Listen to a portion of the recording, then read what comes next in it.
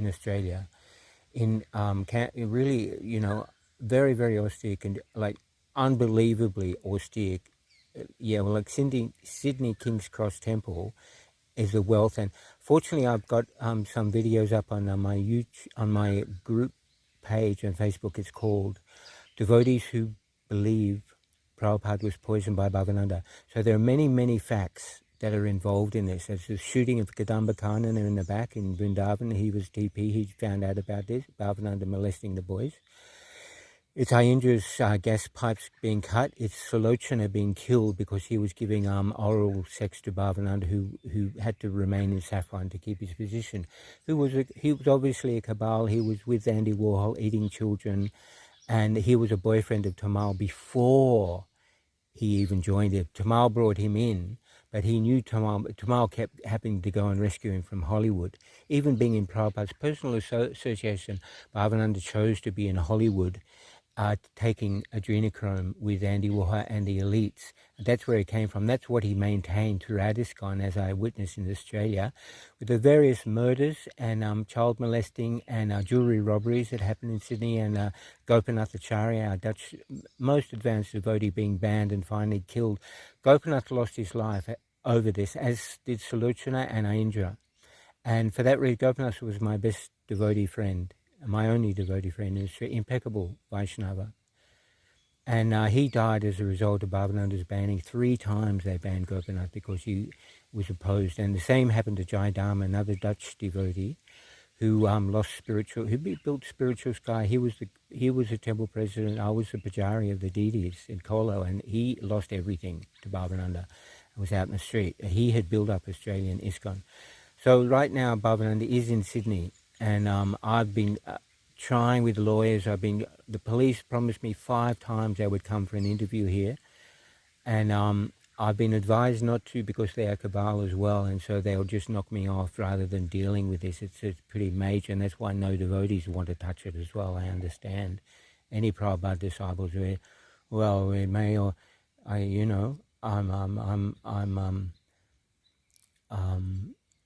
beside myself with the lack of response of all the Prabhupada disciples, because you can obviously only take one side, and that must be the side of ISKCON, like Maheshwara had to take. But Maheshwara just revealed yesterday in a post, as was this is staggering, that Prabhupada said to Hamsaduta, come here, take this man away, he wants to kill me. Whoever was doing so, Bhavananda has got all these videos saying that he was the body man in the end. He was putting Prabhupada's Kobans on, he was doing the mass. Nothing went in or out without Bhavananda's okay, and he says that the same thing about the TAVP at all. Nothing happens without my okay. So he reveals himself in his videos, as he has done in Australia, as being the world guru, and which I witnessed because I joined long before he came along. So I've been watching him closely, and for some great, unbelievable reason, I have to voice this because I have the living proofs that, if once this is heard in a court, it's all over. He's a liar. He lied about wearing saffron the entire time. And he became world leader. Actually, he wasn't on the list that Prabhupada initially ordained. Prabhupada gave a list of 7 men. And Tamal said, well, what about Bhavananda? And then he also said, and Jai Bhataka, just because Bhavananda was Tamal's boyfriend. They were homosexuals. There's Bhakti Chura. There was wicked stuff going on. And all the child molesting and the beating of the kids was to procure adrenochrome. And that was happening as early on as the Fisher Mansion in Chicago. So Ambarish is involved with all this. And that's the reason why they still have the strength, is that Ambarish is he's governing the TOVP and the GBC. The whole thing is a scare tactic from Bhavananda, who's a black magician who's been scaring the daylights out of everyone. And that's why he's put jinx on everyone. It's all black magic. That's why no Prabhupada disciples can do anything. There's a few have peeped up and given me the valuable information, but I'm putting my head on the chopper because to me it's valuable. Prabhupada saved me. I promise you. I know. I saw Krishna saved me in a holy instant when I surrendered to Prabhupada in Melbourne Temple.